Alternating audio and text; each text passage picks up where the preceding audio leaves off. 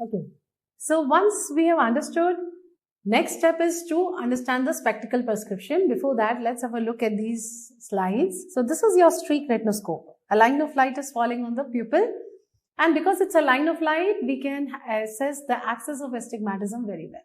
So this is what you have just seen in the video also. This is a streak retinoscope.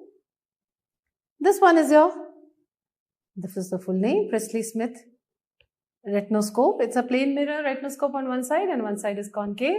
So what we do here, if you are the patient, the light is just behind you and I'm holding this. So what happens, the light falls on this instrument, reflected to your eye, from eye, it comes back here and then I assess.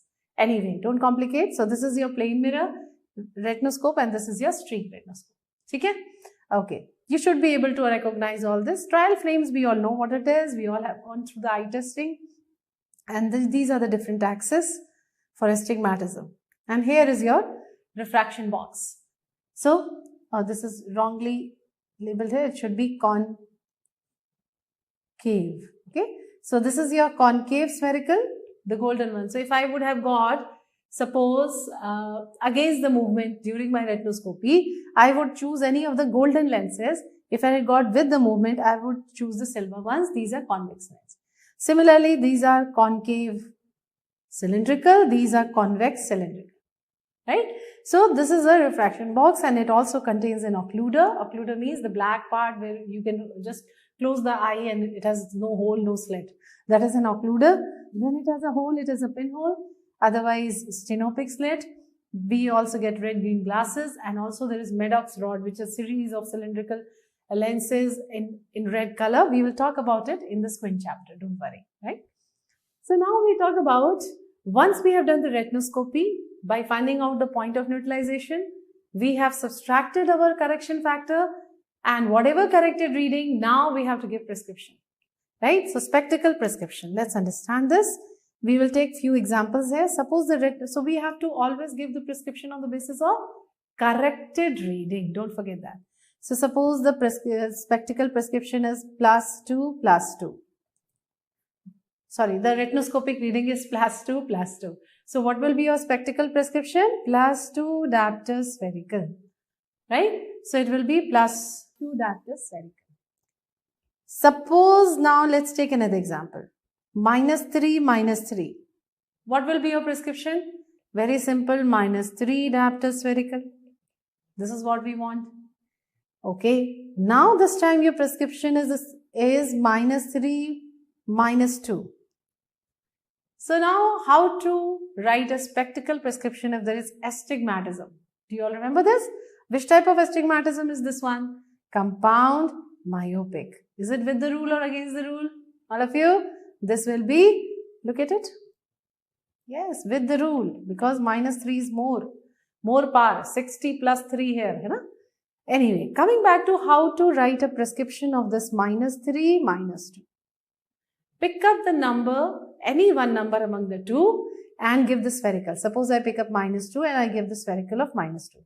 So please remember, on a retinoscopy chart, when you have made these plus sign, minus is myopia, plus is hypermetropia. This is what you have to do. Okay. Once this is -2 diopter spherical, do you realize when I write this and I give this number, it simply means that -2 is here also, here also. But this is not my requirement. My requirement is this. Can you see that? What about my -3? This is only giving -2 and -2. That means I have to give -1 more. Where? At 90-degree axis. Because I have to give the power at 90, I am going to write -1 diopter cylinder. Why I use a cylinder? Cylinder is a lens which gives power only in single axis. Therefore, a cylinder.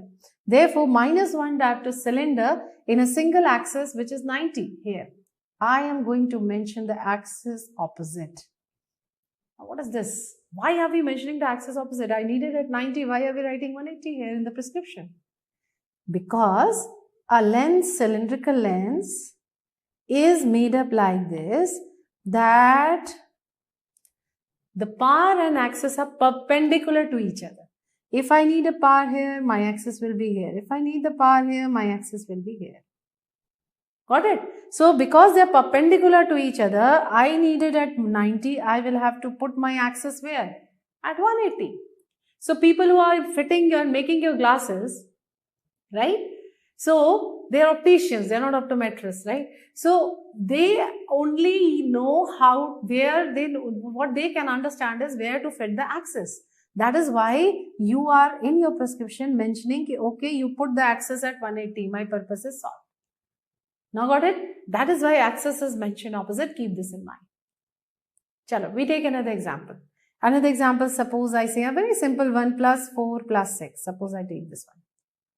Now if I ask you to write the prescription, just pick up any one number, preferably generally the smaller one, but you can pick up any one and give the spherical. When I gave plus 4 spherical, did you realize what I did? I gave plus 4 here also and here also. This is what this lens has done. But I need 2 more this time, and that also at 180. So that additional 2 I am going to give a cylinder. I need at 180, so I am going to give my axis as 90. Got it? I hope it's now very, very clear. Now think a little further. Suppose instead of this plus 4, I started with plus 6 diopter spherical. I told you I can pick up any number. If I start with plus 6, this time what I have done, I have given plus 6 here and plus 6 here. But what do I need? I need only plus 4 at 90. So this time I am going to add minus 2 diopter cylinder. I need it at 90, so I am going to put it at 180 degree. Got it? Okay, if you understood this one, right? Understood? So plus 6 diopter when I am starting with, and I am giving a spherical of plus 6. This is what is happening, but I need here 4. So I have to add minus 2 here. Therefore, I do this. I think it's clear now, right? Now, pay attention. Both the prescriptions are of the same retinoscopic reading and are same for the patient. Whether I give this one or I give this one. So when I am now pay attention to this. How can you quickly convert it to the other prescription? Algebraic sum of the two is the spherical. Is it so? Yes. For cylinder, change the sign, change the axis. Yes. Plus ka, it has become minus, and 90, it has become 180. This is what is called transposition of the spectacle prescriptions. Okay, so what is transposition? Very quickly, how can you do? And again, please first note this down. Write it down. The algebraic sum of two is the spherical. Okay, algebraic sum of 2 means of the spherical and cylinder. And then change the sign of the cylinder and change the axis of the cylinder. This is how very quickly I can transpose into the other form of the prescription. This is what is called transposition. Let's do it once more. Suppose I say minus 3 diopter spherical plus 1 diopter cylinder at 90 degree. Can we solve this? How do you transpose?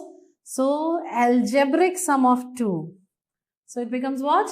It becomes minus 2. Minus 2 diopter spherical. And for cylinder, change the sign, minus 1 diopter cylinder and change the axis at 180. Right? So, this is the other prescription of the same retinoscopic reading. Is it so? How do you convert it? Chalo, let's convert it into retinoscopic reading now. So, convert this into retinoscopic reading. How will you do it? Take a prescription here. Make 2 lines, any one prescription. Suppose minus 2 diopter spherical means minus 2 yahan bhi aa gaya, minus 2 is here as well. When I say minus 1 at 180, I mean power is at 90, so I put minus 1 at 90. So my retinoscopic here is what? Minus 3, minus 2. You want to do it this way? This is also the same. Minus 3 plus 1 at 90, so it becomes minus 3 minus 2. So this is the retinoscopic reading. So you should be very comfortable converting a prescription into retinoscopy also. Isn't it very simple? I'm repeating. See, spherical, whatever spherical is there, you're putting the spherical. And for cylinder, just remember that it is the axis has to, whatever axis is mentioned, the power has to be on the opposite axis. It's interesting, it's simple, it is not difficult at all. I hope now you agree with me, right? So this was all about spectacle prescription. Now suppose I ask you a question here. This was asked in your exam. We can move in even further to higher level questions, but I want to be more tailored towards what is asked in your exam, so I'm not doing that. Tell me one thing here. In this, suppose I give you a prescription, -5, I'm writing anything, I'm not even thinking, okay? Suppose I give you this prescription.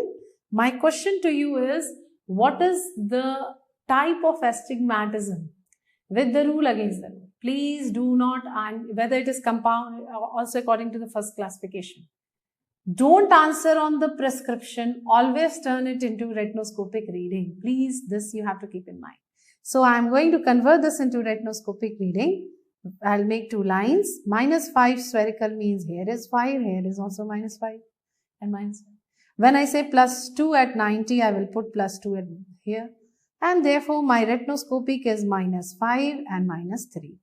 Okay, so it is a compound myopic with the rule. I hope now it is okay. Okay? So whenever such questions are asked, you should always convert it into retinoscopy and then answer the question. Right? Okay. So that was about the retinoscopy. You did the retinoscopy, you could find what is the spectacle correction in this patient, but if it is an adult and you have done a retinoscopy, you should always go for a subjective correction. Subjective correction again means that the patient will tell you which is correct. Now, you have whatever number you have landed up into, there are different ways of confirming whether this is correct or not, or it needs minor changes. So, the next step after this is your subjective verification of refraction. So, the next heading becomes, how do you verify the refraction? Okay. So, according to the Duke Elder, which is the boss of refraction book, so it says that always refine the sphere first. Okay. So, whatever, keep in mind, we refine the sphere first. So, when you are refining the sphere, for sphere correction, spherical correction, how can you recheck? One is a very simple pinhole test. If there is any refractive error left, I will know it. There will be improvement in the pinhole vision, right? Second, you understood now? Suppose the vision of the patient is coming 6/9 even after best refraction. So, vision is something else. That is in the Snellen's equity chart. Refraction means the number that you're giving. Okay? Be clear about that. So, if it is 6/9, now I should put a pinhole and check. If with a pinhole it is improving to 6/6, that means he needs some correction in his refraction. The number is still not correct for him. Got it? So, pinhole test. Second will be duochrome. Now, what is a duochrome test? So, what you will see here in a duochrome test, it is just below every Snellen's box, it is written as friend, one something in green and one some red. So, you ask the patient which one is clearer, the red part of the letters or the green part. Okay. So, if the red part is clearer, suppose patient says this is clearer, that means there is some remaining myopia in this patient. Okay. That means eye is still myopic and you need to correct it. Okay. So, if eye is myopic, this will become clearer. And if the eye is hypermetropic, then this will become clearer. But if both are clear, same, equal, then it is emetropia. Now you have actually corrected the patient. Okay. So, this is what is called duochrome test. Okay. So, if green is more clearer, there is some residual hypermetropia. And vice versa. So, this is your duochrome test. Okay. Is there any other method? Yes, you should also know something about fogging test. Okay. So, what is fogging test is? When it's type of like creating a cycloplegia without putting any cycloplegic. You are giving so much of high plus lens so that the patient is not exerting his accommodation at all. You're making the accommodation almost to nil, and then you start decreasing the power of the lens in steps of 0.25 diopter spherical or 0.5 diopter spherical, and try to check what is the best vision that the patient is showing. So, this also gives us the idea whether the number that he will be using is correct or not correct. Okay. So, it's like what I said, creating a cycloplegia. Okay. Yeah. So, wherever there is a maximum clear vision, that we have to decide that would be the exact number in the patient. So actually when we are doing this, we are trying to exclude any factor of accommodation. Because if now while testing think with me, if the patient is exerting accommodation and you have given that number, with that number he will keep exerting the accommodation, and if that happens he will still have the symptoms of eye ache and tiredness and so on, and difficulty in vision sometimes, right? So you don't want to do that. That is why fogging test.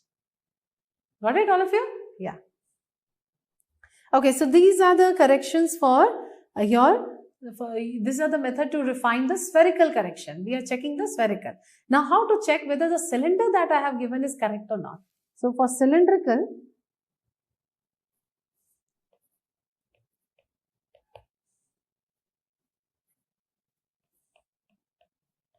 okay, but you should also remember that some reserve, at least 1/3 of the accommodation reserve should be there. You understand? Not if minimum, at least when there is 1/3 of the accommodation reserve which is not being exerted, there is a reserve there, then you don't feel this eye strain and all.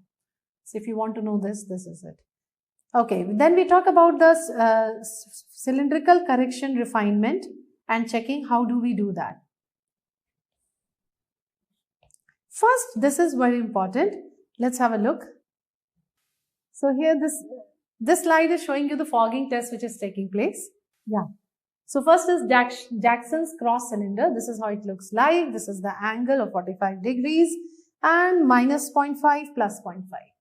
So this is asked what are the powers. Just remember that the spherical is half of the and opposite to that of a cylindrical power. So it can be a combination of either minus 0.5, 0.25 and plus 0.25, or it could be a combination of plus 0.5 or minus 0.5. So this is what you are seeing in this slide. So now the details of how do we check the correction and all is not needed at your level. So, and there's also some time constraint. So we will not go too much in detail. If you want to learn it more, we can just try to do it separately, right? So, but this is what is Jackson's cross cylinder. And the second write down is astigmatic fan. Okay, so one is your Jackson's cross cylinder and second is your astigmatic dial or fan. Both these methods will tell you whether the axis and the power of the cylinder are correct or they are not correct, right? Again, if when we talk about the astigmatic fan, it's also a simple method of checking the astigmatic correction. Details again not needed at this point at your level, right? Okay. So this was one thing, and then once you know, okay, one by one you have seen the correction in this eye and this eye, now you want to open both eyes and see that everything is fine and the patient is actually comfortable with both eyes open. What do you call that? We call it binocular balancing. Okay, so the next step, just for knowing it, that this is what is called, we should check for binocular balancing. This can also be done by the same, your duochrome test, or once you are open the eyes, you should once again you can check it through your duochrome or fogging test. I'm not taking the too many list of the tests. We are just talking of what is needed. Okay, so this was about your retinoscopy and objective method of refraction. Let us quickly talk about contact lens. Okay, what are the types? So if I ask you, I think I've mentioned it earlier also, theoretically you can say it can be soft, semi-soft and hard, right? So when you say soft lenses, one is semi-soft. So hard is obsolete, we don't generally use it. But just for the theory's sake, I'm writing here hard, which is made up of PMMA, and this is now not used. It is not at all permeable to oxygen. So we are left with learning about soft and semi-soft, which is also called rigid gas permeable lenses. Rigid gas permeable lenses. Okay. Talking about soft lenses, what they will ask you is what are they made up of? We will learn HEMA. HEMA stands for, everyone, hydroxyethyl methacrylate. hydroxyethyl methaacrylate. Right?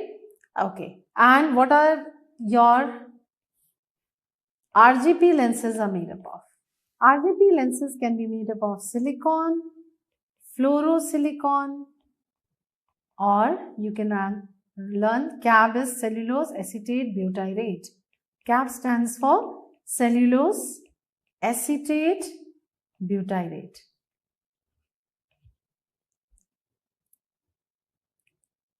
Right? Okay. So, first thing is this. Second thing what they have asked you, I'm just focusing on what is asked. Which is the most common infection after contact lens use? One question was on material. And please, I have not mentioned a Q, but retinoscopy and everything is a Q. Okay? It's a question. Now, and anyway, we have solved many questions on accommodation, right? We also solved the question on the Snellen's acuity chart. I hope you remember. So, what is the most common infection after contact lens use? Most common infection after contact lens use.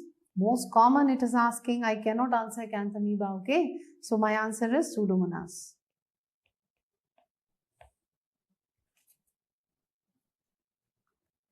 If the question says that soft contact lens users are more prone to develop which infection? Now I will answer Acanthamoeba.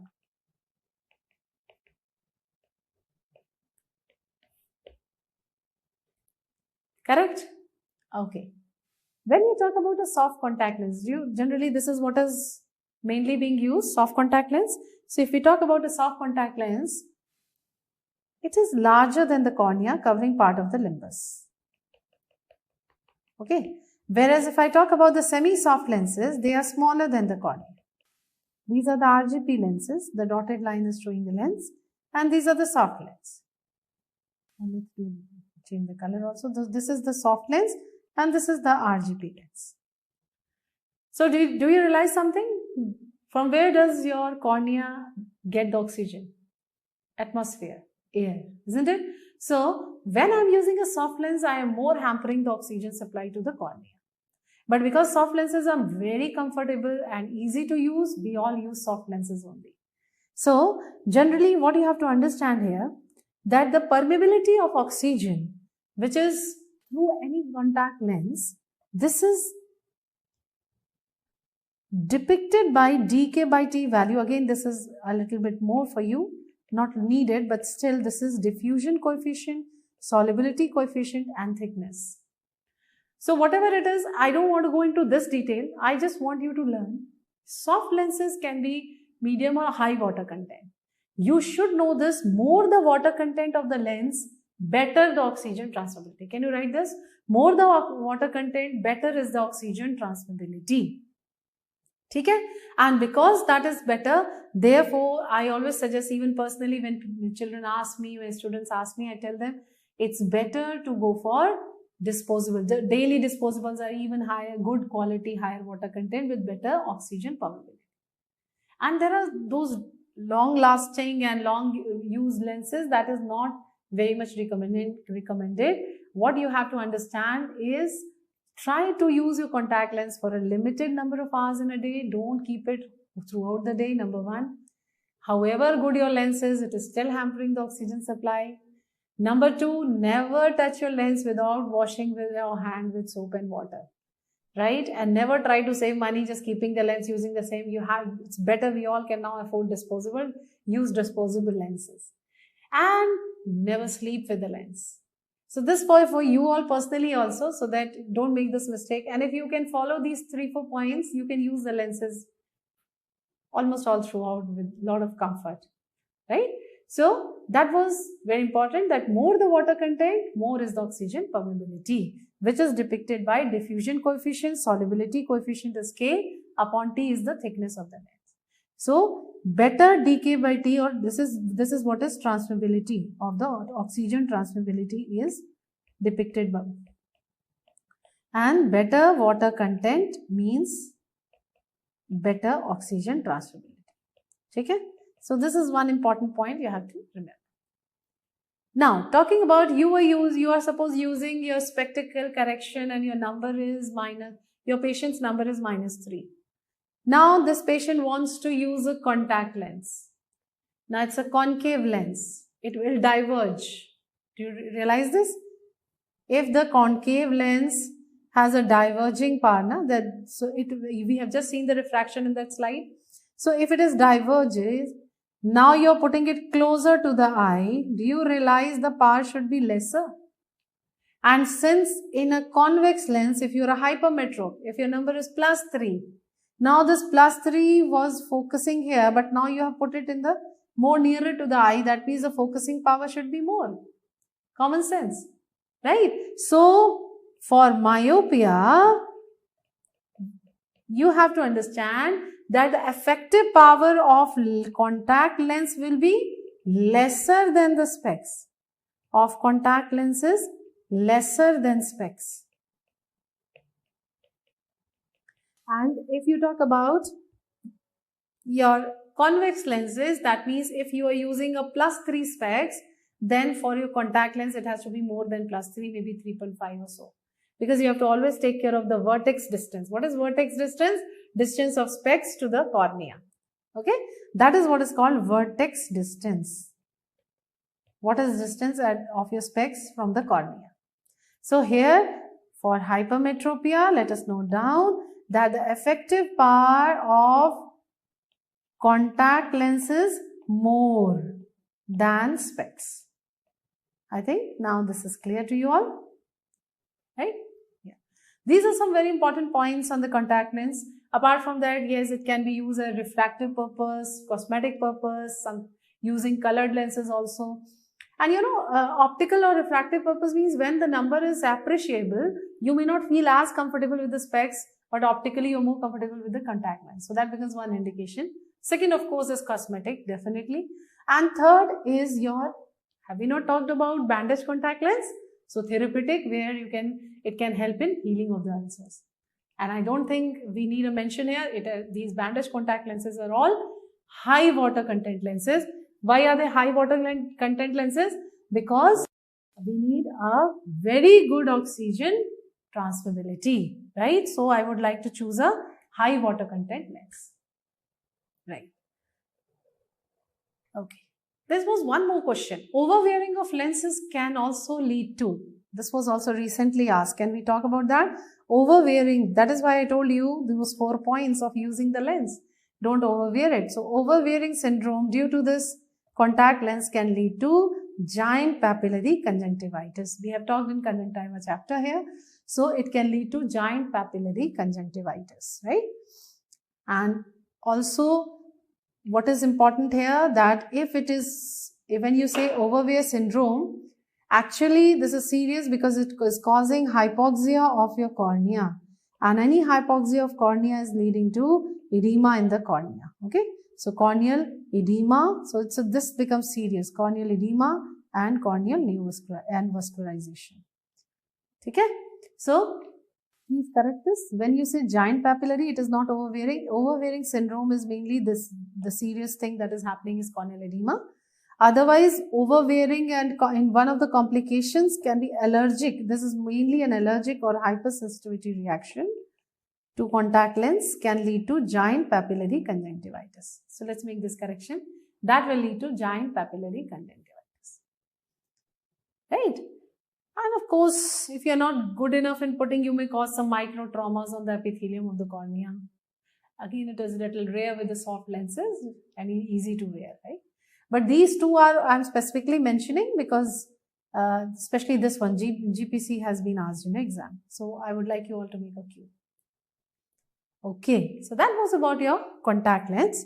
We now talk about, next heading is amblyopia. Very important for your exam. What is amblyopia? Amblyopia, it is also called lazy eye. So amblyopia is also called lazy eye.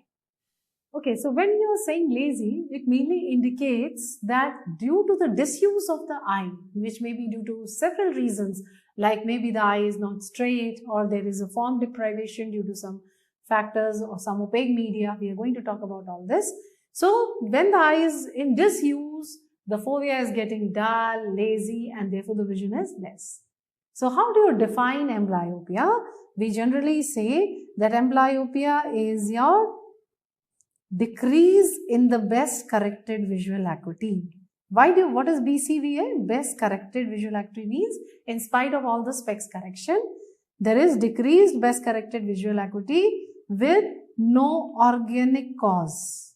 Or you can say, or you may, the recent definition it says due to form deprivation or due to some refractive error, or it could be strabismus. So these are the actually different types of or classifications of amblyopia. They have included in the definition itself in your latest edition. Okay, from my side, learn like this. It is decrease in the visual acuity, but there is no organic cause. So why is the vision less? It seems everything is fine, but there are causes. What is the main cause? Fovea has become dull due to either refractive factor or strabismus factor or form deprivation factor. Okay, so criteria is any difference of two Snellen's line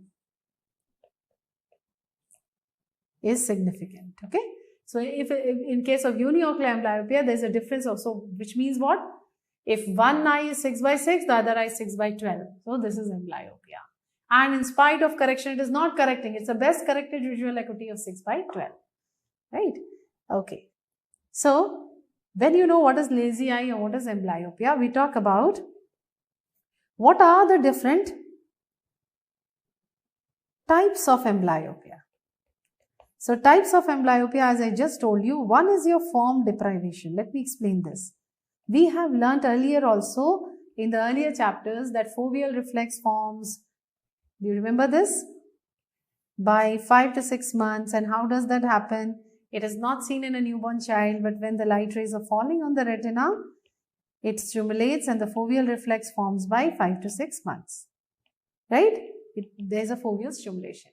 Now we have also learned that any cause of opaque media, it can be at the cornea or it may be just a cataract. When the light rays are not reaching, this fovea is not formed. When the fovea is not matured in this critical time of 5 to 6 months, it will lead to what? Amblyopia. This amblyopia is called form deprivation amblyopia. So we can just note it down as any cause of opaque media. Right? Any cause of opaque media. Okay, so second type of amblyopia is when the eye is not, ideally what should happen? Fovea from one eye is working with the fovea of the other eye, both eyes are. But if the one eye is deviated, now the fovea of this eye is not working, it becomes dull and there is amblyopia. That is called strabismic. Strabismus is squint. Strabismic amblyopia. And what is the third type? It can be refractive. In refractive, what can be the factors? Either it is high degree of anisometropia and that also uncorrected, right? Suppose one eye has -5, other is only -1. Patient is not using specs. So now with -5 error, the eye will go into disuse. It will not be used. Why? Because the retinal image is not clear. Therefore, the brain starts ignoring that image. Okay. So that is one case of refractive condition like anisometropia, right? High degree of anisometropia. Second could be just an ametropia, means very high number. It could be not corrected. Generally, when you talk about refractive, we are saying uncorrected. Okay. And third can be in any axis of astigmatism. It can happen, which is called meridianal amblyopia. Okay. So these are the refractive type. So you know what is amblyopia? It's a diminution of vision with no organic cause, diminution of best corrected visual acuity with no organic cause, difference of two lines between the two eyes. Then these are the types. How will this patient present? Patient presents with, of course, visual acuity is not normal, so decreased visual acuity. Right? What about decreased contrast sensitivity? We had learned earlier there could be a case of decreased contrast sensitivity even without affecting the vision, isn't it? So, but here decreased contrast sensitivity. Then we talk about third is, what is sunglass effect? Sunglass effect means the eye which is amblyopic sees things as if you are looking through a sunglass. The brightness is less compared to the normal eye. That is called sunglass effect. And fourth, we will learn is crowding phenomenon. This we have learned already. What was crowding phenomenon? That if the same letters D, N, H, O, B, you see, right, in such rush, it is all like a stampede for the patient. So what an amblyopic patient can read is D, N, he may skip H, B, something like this. But the same H, if it is presented separately, he will read it as H. This is what is crowding phenomenon. The patient can read that letter the same size, but when presented individually. It's a very common thing to see in patients. Okay. So this is what is called crowding phenomenon. Now, once you know this, then we talk about treatment part. And this is very, very important. They have asked you what is the treatment of choice of amblyopia. And even today, the majority of the time, what we are doing is occlusion. What occlusion? Which eye? This is important. So, occlusion of normal eye, please. Okay. Why? Because the other eye is lazy, now you want to stimulate it, activate the fovea. Therefore, occlusion of the normal eye. But don't you think if you occlude that normal eye, this can also become lazy? That is why we have some definite hours of occlusion. It should be any time between 4 to 6 hours in a day is ideal. And also we have to understand that as the age is going to increase, it becomes difficult to treat the amblyopia. Okay, so keep this in mind. So according to the age also there is a criteria that if your patient is 1 year of age, you can occlude for 1 day, open for 1 day. 2 years of age, 2 days of occlusion, 1 day you can open. 3 years, 3:1, right? 4 years, it is 4:1. 5, it is 5:1. And 6 years, it is 6:1. Right? Generally, what is the age when the amblyopia treatment is effective? See, if you ask me, most ideal it is 6, but generally we answer up to 8 years. So if they ask you this question, so amblyopia treatment, if of any use, you can say is effective till, it is done till 8 years, but ideally it is most effective till 6 years of age. Most effective till 6 years of age. Please remember this. Right? But we do it till 8 years, no doubt. Right? It may be an exception and patient may respond, so we can do it. We do it till 8 years. Right? Okay. So once you know this, we next talk about, is there any other way of occlude? How do you occlude? We put a patch. Let us have a look. See. So this is the amblyopia way. This is crowding phenomenon. The same letter can be seen properly when it is presented separately. So this is the patch which you are using as an occlusion. Is there any other way of occlusion?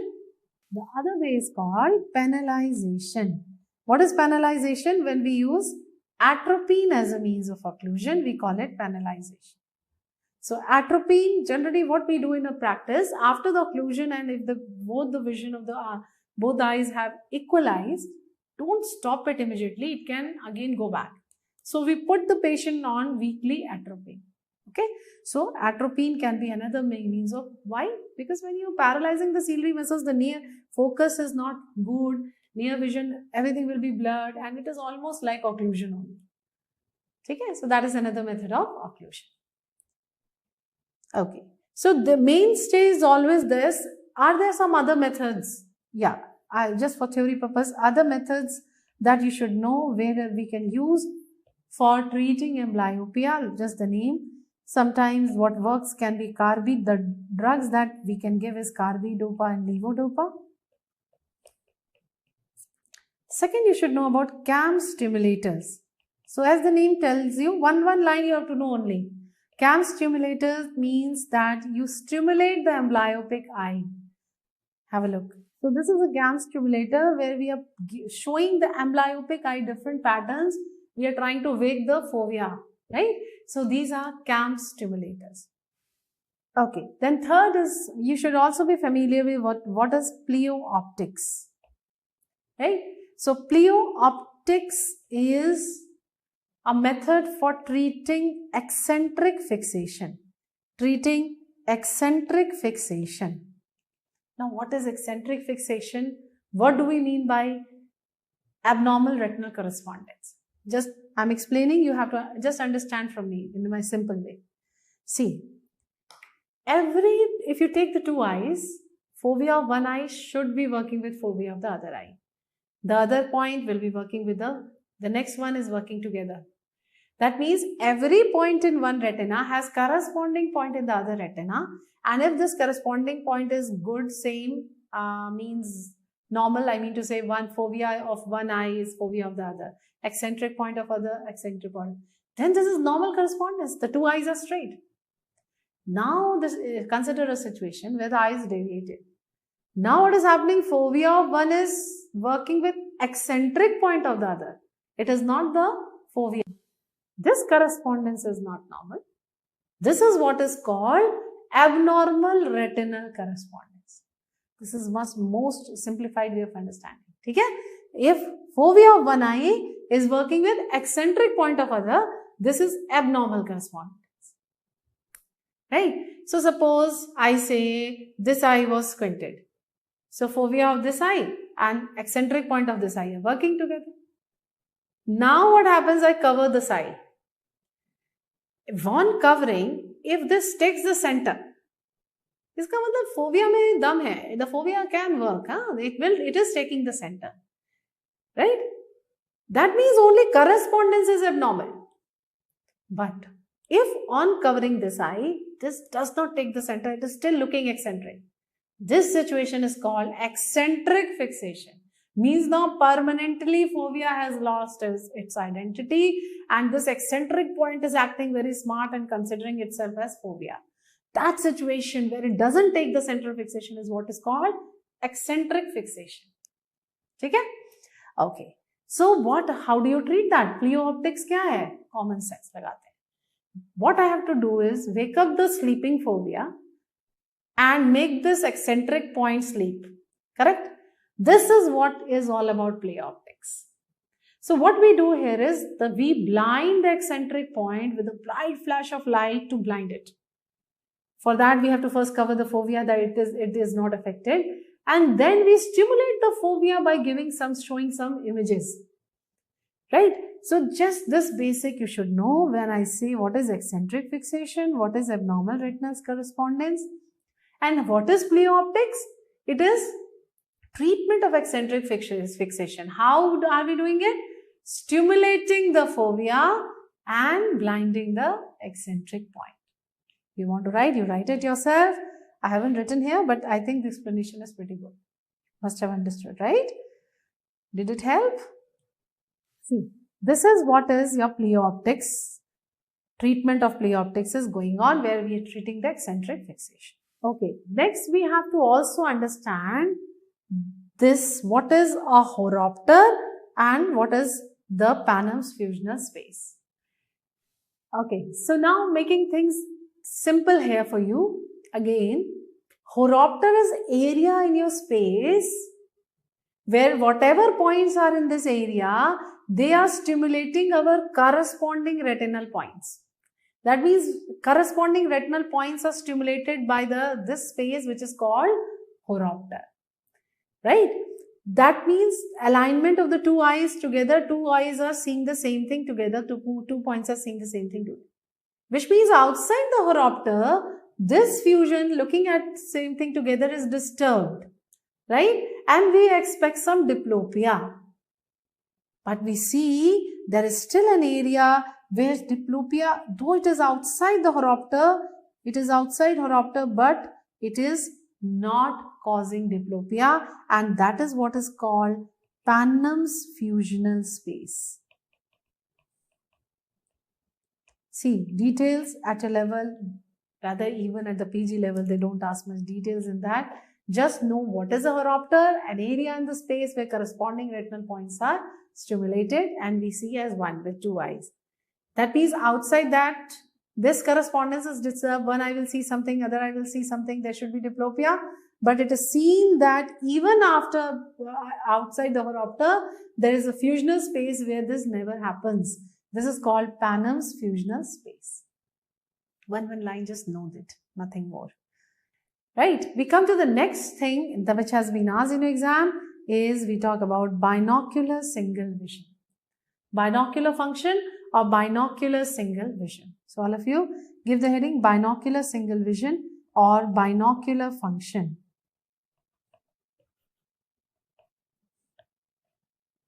What is binocular single vision? Again, let's explain this. So, think yourself, when you are looking at me, so my image is formed on your right retina also, and my image is formed on your left retina also. Correct? But you don't see me as one, see me as two. You are looking at me as one person. So what is happening? The two images of your retina are fused by your brain as one. So this faculty of fusion is what is called binocular single vision. Shall we write this? So write down what is binocular single vision, also called binocular function. We will say it is faculty of the brain to see two retinal images as one. Faculty of brain to see two retinal images as one. Okay? Okay. So once we know this, till what time period it is formed? So we will learn it is formed by 5 to 6 years, right? So this is mainly formed. So when you talk about the grades of binocular single vision, let's first learn the grades only. What are the grades? Then we will understand better. So what are the different grades of binocular single vision has also been your exam question. So we will answer grade first is simultaneous perception. Simultaneous perception. Grade 2 is fusion and grade 3 is stereopsis. What is stereopsis? It's like depth perception, right? So these are the three grades. So simultaneous perception, fusion, stereopsis. Next question is till what time period the binocular function is formed? It is, you learned about foveal reflex 5 to 6 months. Here it is around 5 to 6 years. So 6 years. Then let us also learn fusion is formed by around 6 months only. Easy to learn? So let us understand what do you mean by simultaneous perception. It means if you are shown two slides like this, right? So this is generally the instrument is called synaptophore, where we can put the two slides and we are seeing through this. So one is the cage and one is the bird. If you are able to see it as bird inside the cage, this is what is simultaneous perception. Two dissimilar objects which is seen together like. Secondly, almost similar. So one has a carrot in the mouth, other has not. But you will see it as one with the carrot. This is what is called fusion. Almost similar objects can be fused together by your brain, right? And then what is your depth perception? This is the third grade of binocular single vision, where you are able to assess the depth of the bucket, right? So that is called depth perception, right? So when you have an impression of depth, so there has to be some difference in the image so that you can see the depth perception and there is a 3D effect. This is the main reason why physiologically we have a 5% of difference of image, that is anisoconia, for us to have the depth perception, right? Okay. Now once we know what is binocular single vision, what are the grades, we come to the next important thing is what are the tests for testing whether your binocular single vision is good or not, or what grades you have. So what are the different tests we can do to test the binocular single vision? Let us start with the test for the binocular single vision. First is your Wirth 4 dot test. The patient here is wearing red-green glasses and he is made to sit at 6 meters. He is made to see this box of light which has one red, two green and one white. So what is the significance? Red-green glass, generally red is on the right side, R for R. Okay, so what is the significance? That if he is wearing these red-green glasses, from his right eye, he can only see the red color, or maybe even the white will be perceived as red. And from his left eye, he will either see only the green color or the white will be perceived as green. Okay, If you've understood this, it becomes very simple. You just have to ask the patient what he's seeing. If he says, okay, 1 red, 2 green and 1 mixture, he will say orangish, it is normal. But if he says there are 2 reds, so one was already there with his right eye, he is also looking this as red. Therefore, he sees 2 red, that means left is not working at all. So there is a left eye suppression. Right? Now, if you look at the third example, this time he sees 3 greens. So why we say 3? Because 2 green were already there in the box. So 3 greens, that means this time it is the right eye which is suppressed. Right? Okay. Then, agar he is looking at more than 4, there are 4 dots, then this is diplopia.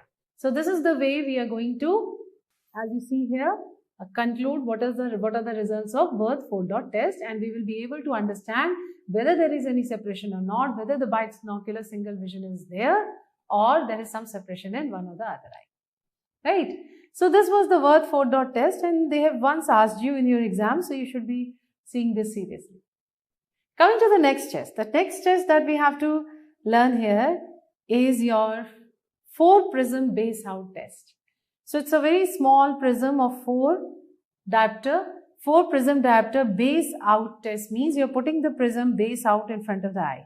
So do we remember that we had learned this, that through when we are talking about the refraction through the prism, it is the light which deviates towards the base and image deviates towards the apex.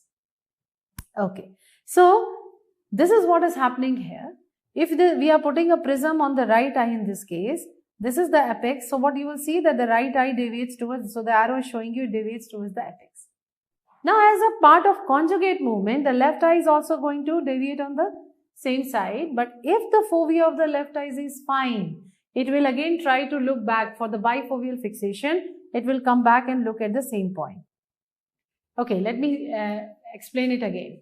So suppose you are the examiner and the patient, and you have put the prism in front of my left eye this time, and the apex is here. Naturally, base is out. So when you are putting a base out, my eye, the left eye will go in. As a conjugate, the right also turns there because both eyes work together and move together. But if the right eye fovea is fine, it will come back and fix at the center where the left is seen. Okay, so this recovery movement indicates that yes, the fovea is working. So it helps us to check whether there is bifoveal fixation or not. Another thing that it helps us to do is also, one is we can check the bifoveal fixation, and second, all of you know down, we can also diagnose a very small amount of squint which is not being able to be catch hold of by any other method. We can do it through 4 prism base out test. We call it microtropia, which is around squint of 10 prism diopters, or you can say less than equal to 5 degrees of squint. Such a small squint which is not being able to be diagnosed by other tests, it is helpful to diagnose that as well. Okay, so keep this in mind. We come to the next. Next test that we can do for checking the binocular single vision is your, what is this? The question has been asked from 1, even on this is a Q, but here there has been no question, but it's a very, very familiar name and a famous name, and you have to know it, okay? They can ask you anytime. So this is Bagolini striated glass test. Now Bagolini striated glass test kya hota hai? So here what we are doing is, if you look at this, patient is made to wear these glasses. Can you see the striations? One is in this direction, in right eye 135 degree, left eye 45 degree. Now whatever these striations are, just imagine when you're putting it in front of, and the patient is made to look at a spot of light, okay? And when he is made to see the spot of light, what actually is he looking at? Well, what actually he sees, what he describes, according to that we will interpret. Keep in mind, if the direction of the right eye striations are this, on the image will be opposite. So this will be the right eye and this will be the left eye. Okay, so right eye is this one, it will be just the opposite. So this is the OD, that is right eye, and OS, this is the left. Now what are the interpretations? Let's see. If the patient says that he can see across where the central light, this circle is nothing but the spot of light. This means it is a bifoveal normal. Now suppose the patient says that, okay, I can see a gap here. So as you see, it is in the left side. We will say it is a left side central or paracentral scotomas, or maybe suppression. So this type of scotoma suppression, if it is only central or paracentral, is best seen by Bagolini striated test. Come to the third. If this spot of light is actually before the crossing, this is indicating uncrossed diplopia. In uncrossed diplopia, what is the type of squint here? It is esotropia. I'm going to take this in detail about diplopia and esotropia in the squint chapter. Whereas here, after the crossing, you can see the light. So this is a cross diplopia, note down. And in cross diplopia is a feature of divergent squint, which is called exotropia. Okay. Now, what is happening here? So this was a left eye, right? So if you can see left eye, this means right eye is suppressed here in this one. This indicates right eye suppression, and here the right eye one is seen. So this indicates left eye suppression. So as and when whatever the patient is reporting, according to that, we are interpreting in this way. This is your striated, Bagolini striated glass test. We come to the next. We can also assess the binocular single vision by this instrument. What is this called? We all know it is synaptophore, or you can call it amblyoscope. Synaptophore or amblyoscope. What are the main roles of this? So we just discussed the slides of the binocular single vision. So you can put different slides and improve the binocular single vision. You can also improve the convergence. It can treat convergence deficiency. So let's note down, first of all, it tells us the grade of binocular single vision. Then second, you can improve the binocular single vision, and these are called orthoptic exercises. But always remember, this is only possible within 6 to 8 years, not more than that. Now, in adults, what do you mean by orthoptic exercise? It only helps to increase the convergence. So, convergence weakness, it will help for convergence exercises. Apart from that, what is the role of amblyoscope? It will also tell you the amount of squint and the degree of squint and type of squint to assess that. So, these are many roles of synaptophore or amblyoscope. Right? So, these are some of the important tests which can help us to assess the binocular single vision in the patient. Worth 4-dot test, 4-prism diopter base out prism test. Third was your Bagolini striated, and fourth, let's see, synapto. So it's not the end. We have a list of some more, but it is not important for us, and there is no limit otherwise. Okay. What are this? What is this? So you all know the 3 grades of the binocular single vision. What was the 3rd grade? Stereopsis. These are the tests of stereopsis that we are now studying. You just have to note down the names. Test for stereopsis. And this one which you are looking at has been your exam question. The slide has been asked. This is a test to test stereopsis. We have to wear the Polaroid glass. If the patient can feel, okay, the fly is actually flying, that means the 3D vision is there. This is called Titmus fly test. So number 1, you should note down Titmus fly test. Second, you will note down random dot E test. Just no details please. Just random dot E test is what? So this E, whether he can actually perceive this E as raised above the surface. Again, you have to wear your Polaroid glasses. Okay, so write down the name random dot E test. Third, for children, you can go for Lang test. What is Lang test? Here there are different figures which are given here so that the child can recognize. So write down Lang test. Next, write down random dot test. Again, we need Polaroid glasses, and this is how we see it. And the last one, here we do not need Polaroid. You can note down this point, is Frisbee test. Polaroid glasses do not need Polaroid glasses. Got it? So this is what you have to do. In these 4 squares, there can be some hidden, there is one hidden circle that we have to find in different squares. So that is your Frisbee. So again, nobody will ask you the detail, just know the names. And lastly, another name is TNO test. Okay? In TNO, we wear red-green glasses. These are the tests for stereopsis. Please, let's stick to the names only. Right. Once we know this, now we talk about is refractive surgeries. Our next heading will be refractive surgeries. You all should know, we all should be reminded of what is the main basic of refractive surgeries, right? Discussed the concept so many times. So let us quickly discuss this, that what is the basis of all these refractive surgeries, especially we are talking about the laser refractive surgery or the incisional. We are altering the curvature of cornea. What is that known as? Keratomyelitis. That term itself means altering the curvature of cornea. If you want to note down, you can note down. So what are we doing? We have already learned this, that more the curvature, more is the refractive power. So if I have to treat a myopia, I need lesser curvature, I will flatten the center of the cornea. And if I have to treat hypermetropia, I will bulge the center of the cornea. Right? So we will not forget this concept. More the curvature, more the refractive power. So this is the basis of all these refractive surgery, where we are altering the curvature of the cornea according to the need.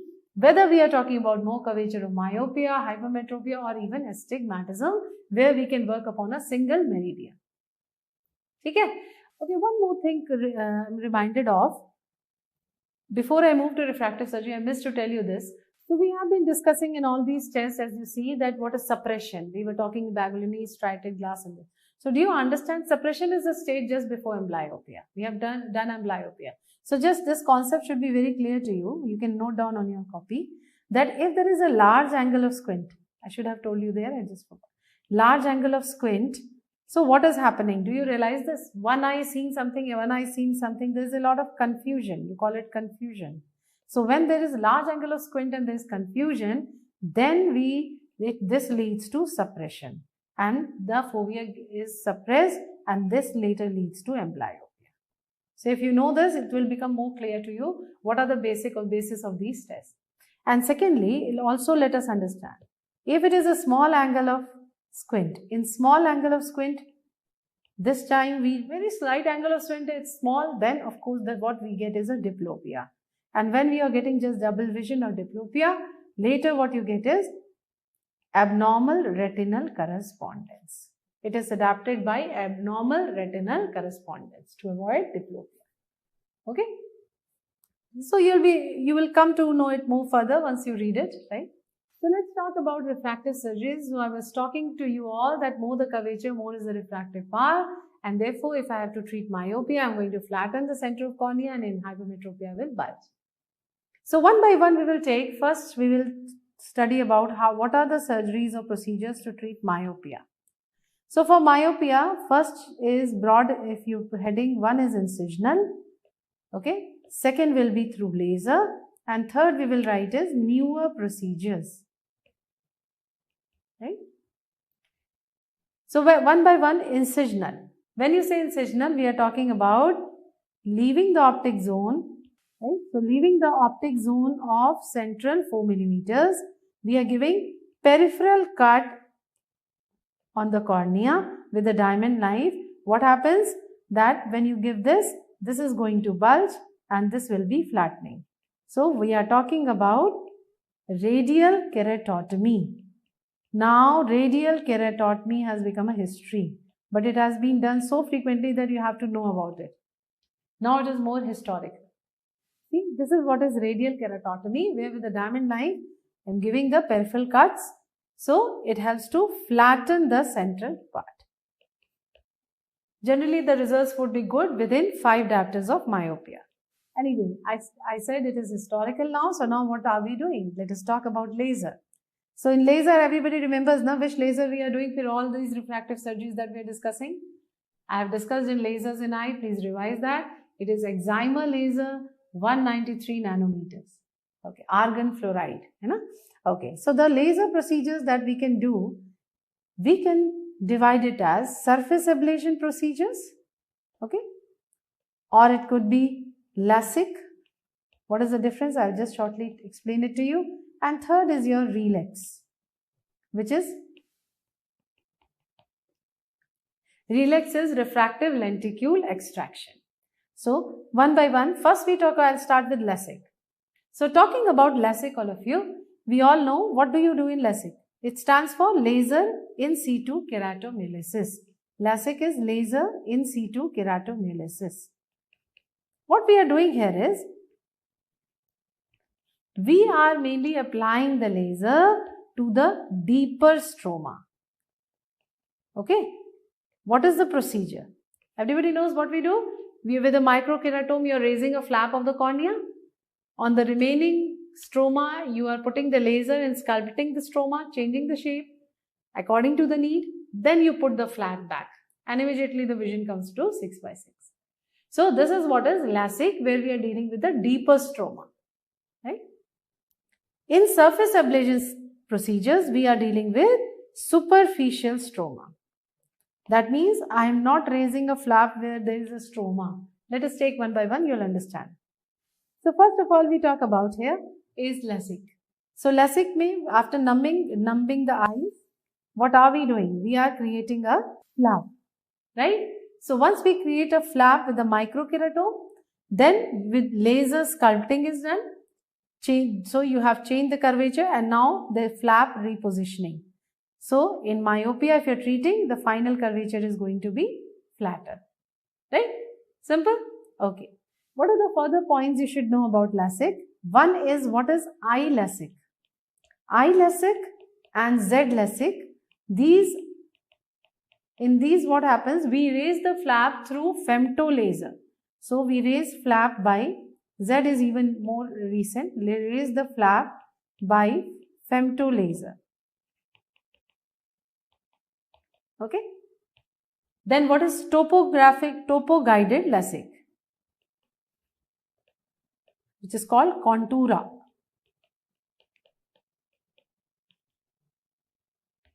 Okay? Right. And then that corneal topographic, so looking at studying in detail the corneal topography, topo guided means it is mainly more customized to the patient. It is called, of course we do corneal topography in all the cases, but here it is more topographic guided, that is Contura. Then one is wavefront guided.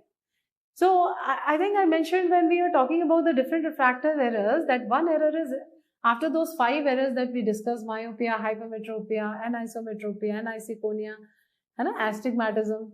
After that, one which I was mentioning, there was higher order aberrations. So these are the wavefront aberrations. Okay. So the peak and the trough of a wavefront, if it is aligned in favor of, then if it is a favorable alignment, the vision is even better. If it is not, it is not.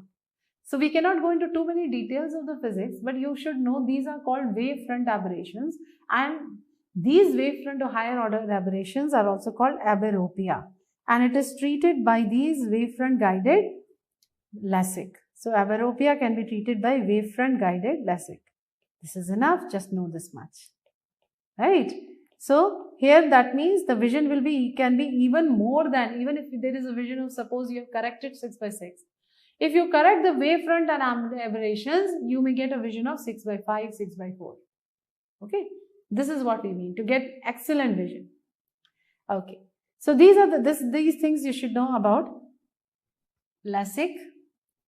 Right. Now, 2 questions here. What is the age limit for the refractive surgery? We all know age should be more than 18 years. Right. Second, they have asked you, what should be the stromal depth? What should be the thickness of the stromal bed? So after your LASIK procedure, what should be the thickness? Means आपने जो flap उठाया, after the raising the flap, after sculpting and removing the stroma, what is left? Not the flap. Flap is not included. Okay. So this is stromal bed. So this should be minimum stromal bed, which it should be at least 275 microns. We are not allowed to keep it lesser than this. Okay. So these are the 2 questions. And how do we calculate the stromal bed, and how can we assess the patient? Okay, is he actually suitable for the surgery or for the laser or not? Just know one word here, Munerlin formula. Okay. So what is this Munerlin formula? It helps us to know the ablation depth. What will be the ablation depth? So ablation depth, you don't have to learn the formula, just be familiar with the name. I'm just completing it, so giving it to you. What is it? Ablation depth in microns, is 1/3 of the optic zone in that you are putting the laser on, optic zone in millimeters ka square into what is the intended correction in diopters into intended आप कितना, how much you want to correct, intended correction in diopters. Okay, just have an idea. This is what is called Muller-Lin. Should I repeat? The ablation depth is 1/3 of the square of the optic zone in millimeters multiplied by what is the intended correction we need to make in diopters. This is what is helping us to know, okay, what will be the ablation depth and what will be left. Right? Okay. So once we know this much about the LASIK, we come to what are the surface ablation surgeries we are talking about. When we say surface ablation, as I told you, we are only dealing with superficial stroma. So earlier, even before LASIK, what you used to do was PRK. What is PRK? Photorefractive keratectomy. So this photorefractive keratectomy, what we are doing is you debride the whole epithelium and remove it. So how do you debride the epithelium? We debride it through alcohol. And after that, you are applying the laser. And after applying the laser, you will bandage the eye. So naturally, if you are bandaging the eye, do you realize something here? Rehab time will be more, there will be pain when you are removing the epithelium and so on. This is the PRK. Now, there is a refinement here to make it better. The second thing that you have to know, apart from PRK, is your what is laser assisted subepithelial keratectomy. So there are two full forms of this. LASIK, it is not SIK, it is SEK, S-E-K. So this is laser assisted subepithelial keratectomy, or what is the another name of this is laser epithelial keratomyelitis. Laser epithelial keratomyelitis. What are we doing here is, we are not throwing the epithelium away, we are just raising a flap of epithelium, raising a epithelial flap. Now this raising of epithelial flap again is done through alcohol only here. This is what is LASIK. And when instead of that I raise this epithelial flap by laser, femtolaser, we call it epi-LASIK. Naturally this is better. So epi-LASIK, we do it by keratome. Kindly correct this. We will do it by keratome. For epi-LASIK it is keratome, and it is for trans-PRK, which is through laser. Can we correct it please? Trans-PRK. Now we are raising the flap with laser. Right? So these are all surface ablation procedures that you have to know. Let us have a look. So here this is what is epi-LASIK, where you are raising this flap through a microkeratome. Right? So this is done by a keratome, epikeratome we call it. This is called epikeratome.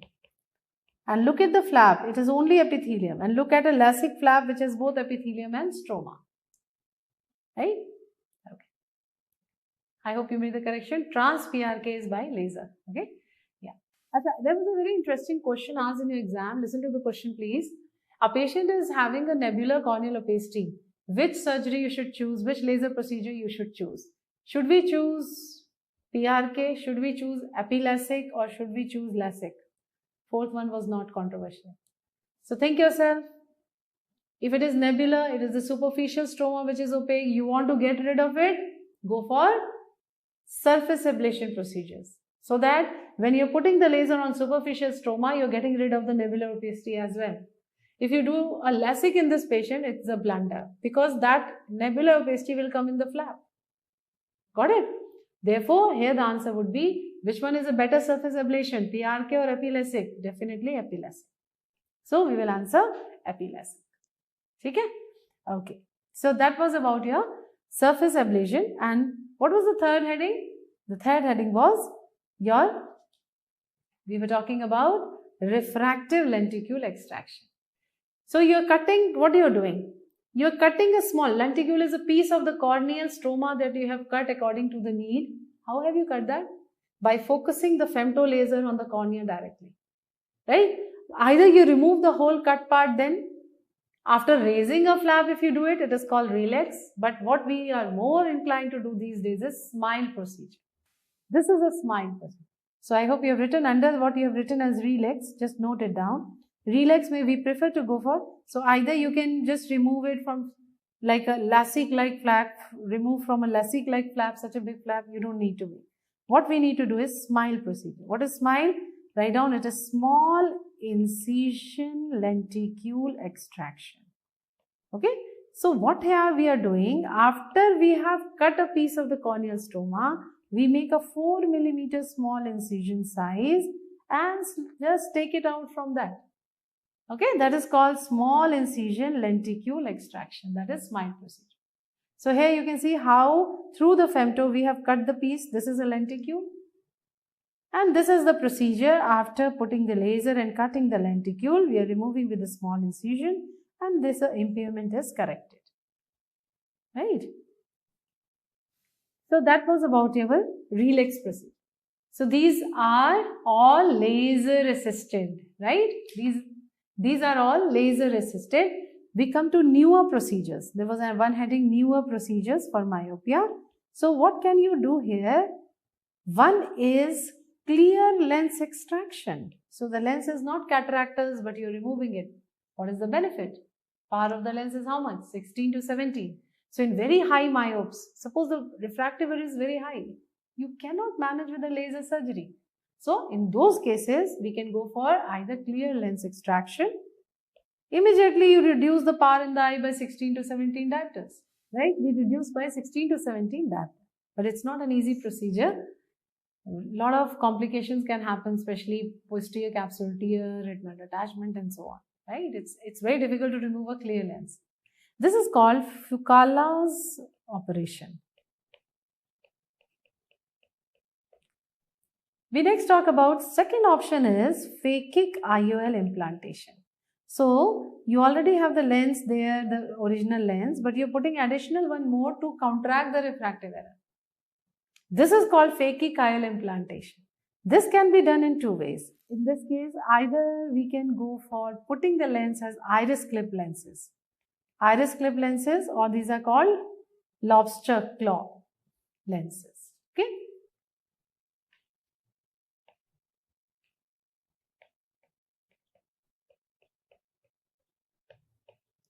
Or second, we can go and put it in the ciliary sulcus in the posterior chamber. If you are putting in the posterior chamber, these are called ICLs. When we put it in the posterior chamber, these are called ICL, stand for implantable contact lens. So we call it implantable contact lens. Because you're using it almost like a contact lens, right? The original lens is already there. And these are made up of collagen, okay? So that is why we also call them collamer lenses. Now the range of correction here will be very high. So there's a limit of laser, but here from -3 up to -20.5 you can correct. Right? So talking about the range, we should also know that if we are correcting in surface ablation, it will be low to moderate myopia. For high myopias, either go with the LASIK procedure, right? And if you want to, even it is very high myopia, then you may not be able to do any laser procedure and you have to go for all these surgeries, that is the new procedures, right? So this one is your iris claw or lobster claw lenses, right? The original lens is already there. This is the place where you put the implantable contact lens, that is in this space between the iris and lens is called what? Ciliary sulcus. So it looks so spacious in this diagram, but it is absolutely not. It's a very big challenge to implant there without damaging the original lens. So nothing is easy. Okay, so this is what we are doing here. The implantable contact lens is being put inside. Okay, so this was about your myopia. Now we talk about hypermetropia. Hypermetropia, how you will manage? Again, let's divide it into two. Either we can go for the laser procedures or for newer. Newer means we are talking about the same, that is same means, of course not clear lens extraction, right? We don't want to do that. What we will do? We are talking about phakic IOL implantations, isn't it? Yeah. Clear lens extraction will decrease the power further, na? Yeah. Then we talk about laser procedures. Again, in laser procedures, one is the same that you have done here with the myopia, that is surface ablation. Simple. Second, we can learn as LASIK. We will not repeat the things, we have done it. And third, one more thing that you can go for is, you can go for laser thermal keratoplasty. What is this? Laser thermal keratoplasty. So what we do in this is,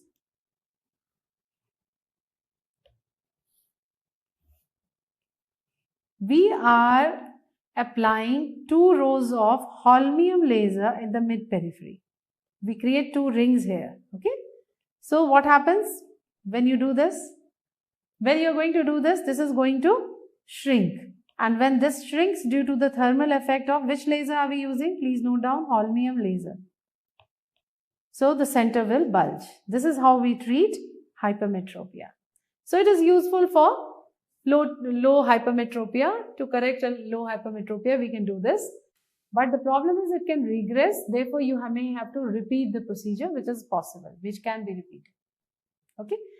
Now, instead of this holmium laser, if I am using a radio frequency, then we call it radio frequency waves. This is called conductive keratoplasty.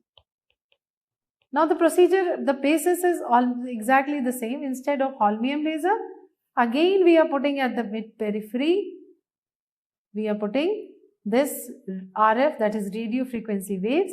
This is causing shrinkage and therefore the center bulges. Again, this is for the low hypermetropia, and again there can be regression, but we may repeat the process, right? The process can also be repeated here in this case with the radio frequency. This was about your hypermetropia. Simple. Chalo, we come to astigmatism. Astigmatism, how can you treat? One broad heading here will be incisional. Okay. And second would be, of course, laser. Right? We can do it. And third we will learn is surgery. Now, one by one. First, when you say incisional, we are talking about arcuate keratotomy, which is also called T-cuts. Right? What do you do here? If this is the cornea and this is the steeper axis, we are making perpendicular cut on the steeper axis. Correct? So when you are making a perpendicular cut on the steeper axis, this becomes a little flatter and just the opposite axis will slightly bulge, which is called coupling effect. And because of this, the astigmatism is treated. Okay? So arcuate keratotomy, because at the periphery it is fixed, na? So if one is bulged, the other will be flattened. Other opposite 90 degree will be flattened. Just think yourself. It is all fixed at the limbus, right? So this is your due to coupling effect, and this is what is arcuate keratotomy or T-cuts. It is very much done.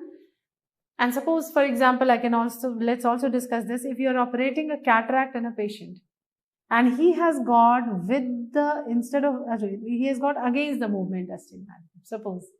So if you have to operate cataract in this patient, he has against the rule. You all know what is against the rule? Where horizontal is more, now you know it. So what do we do? Instead of going and operating from 12 o'clock, I'll go and operate temporally. So what I'll do, when I'm making an incision for cataract, I'll make the incision here. So two things are solved together, right? Both the things are solved. I'm treating the astigmatism also by creating an arcuate T-cut, and I'm also operating for the cataract, right? So this is the way it is used very frequently. Okay, one more thing, I want you to be familiar with this term. What is Ruiz procedure? So Ruiz procedure is when you are giving the relaxing cuts to treat post-operative astigmatism after keratoplasty. Just know it, what is Ruiz procedure. So here we are giving either rectangular or trapezoid shaped cuts to relax and to treat, write down, post-operative astigmatism. I don't want to go into details here, just I want you to be familiar with the name. After keratoplasty. This much is enough at our level. Okay? This is one. Come to the next one. Next one was laser. Of course, LASIK will treat astigmatism also. Even the surface ablation procedures can treat astigmatism, right? Then we talk about next is surgery. Surgery we will learn toric IOL implantations. That IOL which has cylindrical correction can also be put. So that is your toric IOL implantation. Correct? Okay. So this is how we are doing these refractive surgeries in these procedures and these errors, refractive errors. Now suppose you have a patient who has been emetropic throughout his life. Now he has to wear near glasses because of presbyopia. He comes to you, no, I don't want to wear glasses, do something about it. What can we do? So for presbyopia, one is that, okay, exchange the lens and put a multifocal lens. If you do that, that is called PRELEX procedure. So what is PRELEX here? PRELEX means presbyopic lens exchange. Okay. So this is your presbyopic lens exchange, means you will be putting a multifocal lens. But when you put a multifocal lens, lot of glare can be a possibility. This is the biggest. Glare can be a problem. And hence you should know this, that it is not allowed for getting a license as a pilot license or even for military services.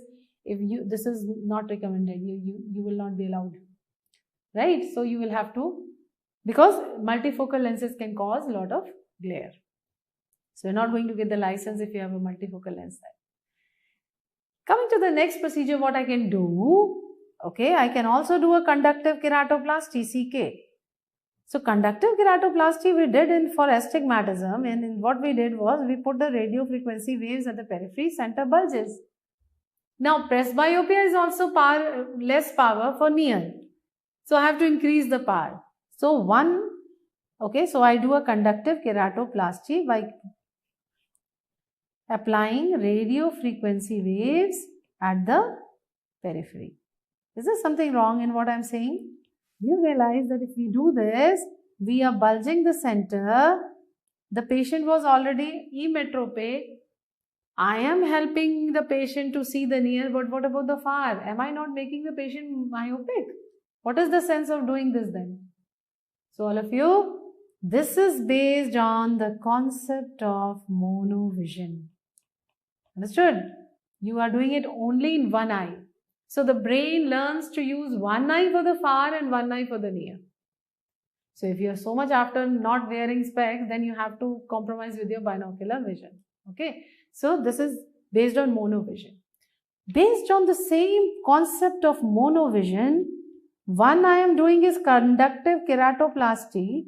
I can also go for the laser procedures in one eye. Or I can go for IOL implantation according to the need to make one eye myopic and other eye high. Right? So all this can be possible.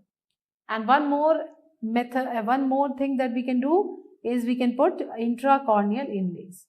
Intracorneal rings are also put to change the curvature of the cornea, which are called intracorneal inlays. Again, monovision concept pe one eye I am doing it, not in the other eye. Right? So intracorneal rings can be another option anyway.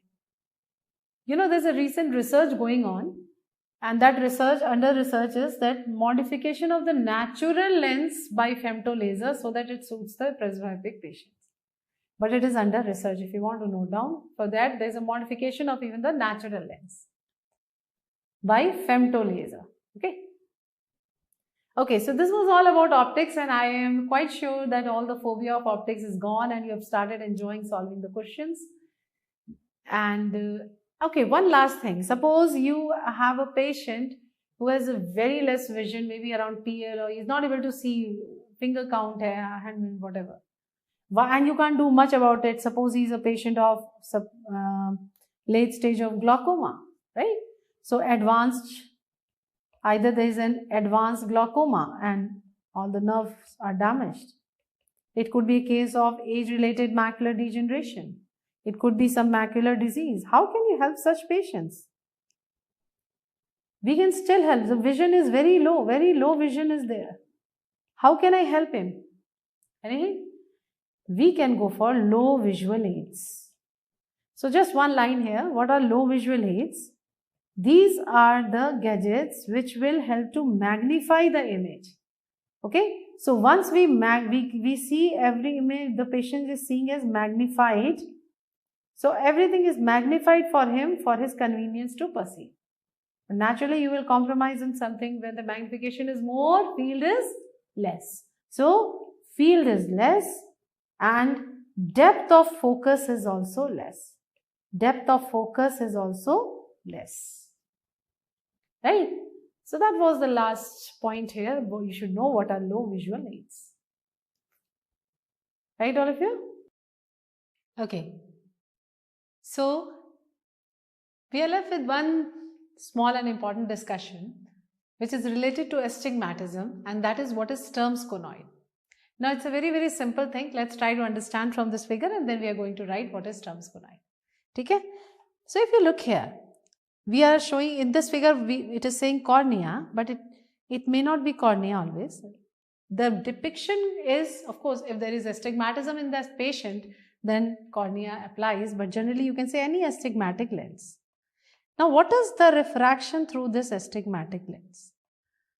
There will be two curvatures, two axes with different curvature. We have studied astigmatism together, that when the curvature between two principal axes is different, this is astigmatism. So now look at this, what is happening here? This is the vertical meridian in red line. Now this is more curved, therefore refractive power is more the curvature, more the refractive power. We have studied this. Because the refractive power is more, the focusing is going to be here. This is focus first. Whereas this blue line is the horizontal one which is being focused. In this case, I see it almost just before the retina, or it could be at the retina, whatever, it doesn't matter. What is important to understand? That there are two focal points. Right? So what is this? This is what is astigmatism. When there is no single focal point, but there can be more than two or more than two focal points. Right? So this depiction, right? So because of this, the blurred effect of diffuse bundle of rays, that is why in astigmatism you don't see clear. Your letters are not demarcated clearly. Why? Because of this diffuse bundle of rays which is depicted as A, B, C, D, E, right? This is nothing but different sections of the diffuse bundle of rays after astigmatism, right? And this whole thing is what is called Sturm's conoid. So how will you write? What is Sturm's conoid? It is blurred effect of diffuse bundle of rays when it is passing through an astigmatic lens. This is what is depicted by Sturm's conoid. I hope now you understand. So not a very big thing. There was a simple question in your exam. This is related to what? And you had to answer astigmatism. That's it. So let's write it. So we'll write down what is Sturm's conoid. So there is no one single point. There are two focal points. So what is Sturm's conoid? Write down. It is nothing but we are studying the effect refraction through astigmatic lens. When we study this refraction through astigmatic lens, this blurred effect of diffused bundle of rays, right? This is what is from this astigmatic lens is called Sturm's conoid. Correct? Now, go back to the figure. So, what do you see here? There is one focal point here, one focus. This is the second focus. At this way, that is why you are getting a vertical line here and horizontal here. Vertical meridian producing horizontal. So, at B, one focus is at B and one it is at E. So, the distance between focus 1 and focus 2, focal point, first focal point and second is what is called focal, it is interval, focal interval. Okay? So, more the focal interval, more is the degree of astigmatism. So, we can note it down that it is focal interval is proportional to degree of astigmatism. More is the astigmatism, farther will be or longer will be the focal interval. Okay? Nothing more. This much is enough. Okay, so you may ask me what is circle of least diffusion. So, among all the blurred point where there is least blurring, this is circle of least diffusion. You can understand in this way. Okay, So again, no details are required.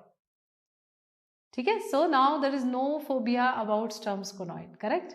One more thing that needs a mention. So we have been learning about what is the refractive power of eye, and we learned in this chapter what is a refractive power of reduced eye. I think I've talked to you, but I want to talk again here. What is a reduced eye? I am not giving you the detailed diagram or the data or any values to learn for reduced eye. No one has ever asked you in last 20 years. Okay, but your concept should be clear. When you talk about reduced eye, I'm making it very, very simple. Okay, oversimplification you can say. You just understand this way. When you are making an optical diagram of your own eye, cornea, two surfaces, anterior, posterior, lens, anterior, posterior. It's a very complicated diagram. And this complicated system, when you are depicting graphically or making this optics diagram, it is quite elaborate, right? Now what we have done to simplify the learning, imagine the whole eye as a single surface and refraction on that single surface, and based on that we are learning the values. So what is a reduced eye? It's a simplified optical system of the eye where we consider, can you write it? Please note it down so that you don't forget. It is simplified optical system of eye. It is a simplified optical system of eye where it is the eye is considered as single surface. You take it as a single surface, and on that what is the refraction you are studying. So whatever values you have learned, power of the eye, power of the cornea, power of the lens, index of the cornea, index of lens, everything is based on reduced eye. Please keep this in mind. Okay, that's it. I don't want to go into too many details about how much millimeters here, there. Nobody is going to ask you. Just remember this point about reduced eye. And who gave this concept of reduced eye? So there are two names attached to this. One is Listings, two names associated with this, not attached to this, I'm sorry.